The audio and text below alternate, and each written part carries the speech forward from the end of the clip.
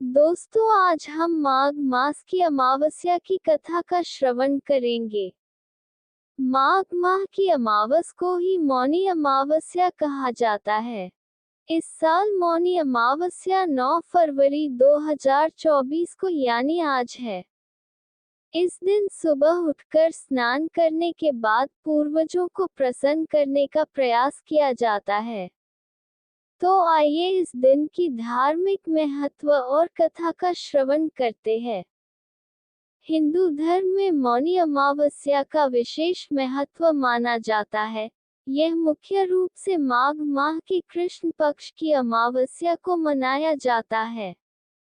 मौनी अमावस्या को लेकर यह मान्यता है कि इस दिन मनु ऋषि का जन्म हुआ था।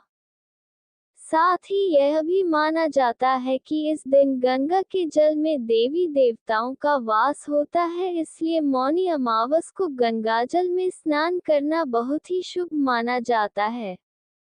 मौनी अमावस्या के दिन स्नान के बाद दान करने का विशेष महत्व है। साथ ही यह माना जाता है कि इस दिन गंगाजल में स्नान करने से मोक्ष की प्राप्ति होती है। इस दिन ब्रह्म मुहूर्त में स्नान करना आवश्यक होता है। यदि आप किसी पवित्र नदी में स्नान के लिए नहीं जा पाए हैं तो पानी में गंगाजल मिलाकर स्नान करने के बाद सूर्यदेव को जल अर्पित करें। इसके बाद अपनी क्षमता के हिसाब से दान करें। मौनी अमावस्या के दिन लोग मौन रहकर पूरा दिन बिताते हैं। शास्त्रों के अनुसार यह चंद्रमा को मन का देवता माना गया है और अमावस के समय चंद्रमा के दर्शन नहीं होते, जिसके चलते मनुष्य के मन की स्थिति बिगड़ने लगती है। इसलिए मौनी अमावस के दिन चुप रहकर यानी मौन धारण कर मन की स्थिति को संभालने की कोशिश की जाती है और मन में ईश्वर का जाप करके दान का पुण्य प्राप्त किया जाता है। मौनी अमावस्या के दिन ये कथा सुनने अथवा सुनाने सभी मनोकामनाएं पूर्ण होती हैं और समस्त सुखों की प्राप्ति होती है।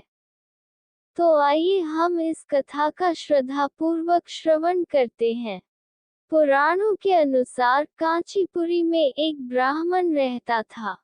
उसका नाम देवस्वामी तथा उसकी पत्नी का नाम धनवती था। उनके 7 पुत्र तथा एक पुत्री थी। पुत्री का नाम गुणवती था। ब्राह्मण ने 7 पुत्रों को विवाह करके बेटी के लिए वर खोजने अपने सबसे बड़े पुत्र को भेजा। उसी दौरान किसी पंडित ने पुत्री की जन्म कुंडली देखी और बताया, सप्तपदी होते होते ये कन्या विधवा हो जाएगी। तब उस ब्राह्मण ने पंडित से पूछा, हे गुरुवर, मेरे पुत्री के इस वैधव्य दोष का निवारण कैसे होगा? पंडित ने कहा, ठीक है, हम ऐसा उपाय बताते हैं जिससे सोमा का पूजन करने से वैधव्य दोष दूर होगा। फिर सोमा का परिचय देते हुए उसने बताया, वह एक धोबिन है। उसका निवास स्थान सिंगल द्वीप है।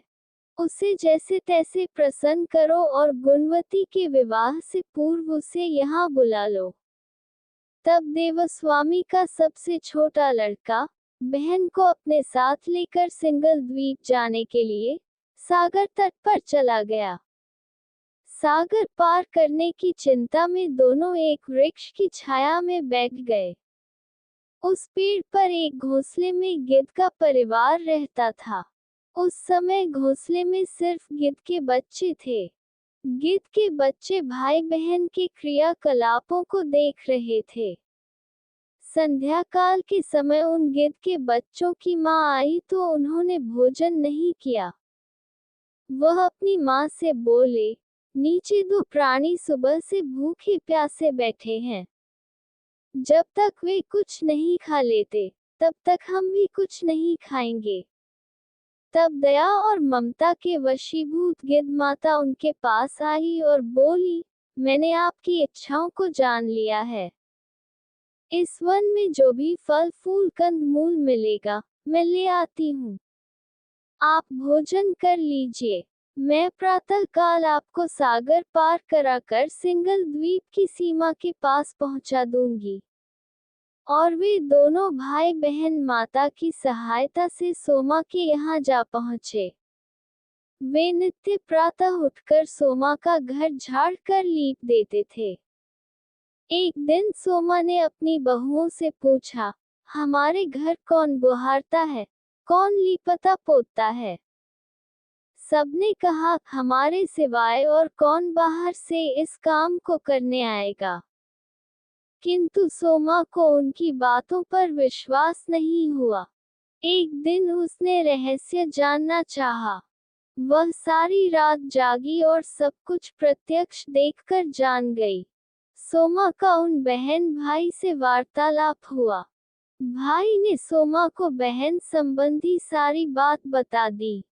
सोमा ने उनकी श्रम साधना तथा सेवा से प्रसन्न होकर उचित समय पर उनके घर पहुंचने का वचन देकर कन्या के वैधव्य दोष निवारण का आश्वासन दे दिया। मगर भाई ने उससे अपने साथ चलने का आग्रह किया। आग्रह करने पर सोमा उनके साथ चल दी। चलते समय सोमा ने बहुओं से कहा कि मेरी अनुपस्थिति में यदि किसी का देहांत हो जाए तो उसके शरीर को नष्ट मत करना, मेरा इंतजार करना। और फिर सोमा बहन भाई के साथ कांचीपुरी पहुंच गई। दूसरे दिन गुणवती के विवाह का कार्यक्रम तय हो गया। सप्तपदी होते ही उसका पति मर गया। सोमा ने तुरंत अपने संचित पुण्यों का फल गुणवती को प्रदान कर दिया। तुरंत ही उसका पति जीवित हो उठा। सोमा उन्हें आशीर्वाद देकर अपने घर चली गई। उधर गुणवती को पुण्य फल देने से सोमा के पुत्र जामाता तथा पति की मृत्यु हो गई। सोमा ने पुण्य फल संचित करने के लिए मार्ग में अश्वत्थ पीपल वृक्ष की छाया में विष्णु जी का पूजन करके 108 परिक्रमाएं की। इसके पूर्ण होने पर उसके परिवार के मृतक जन जीवित हो उठे।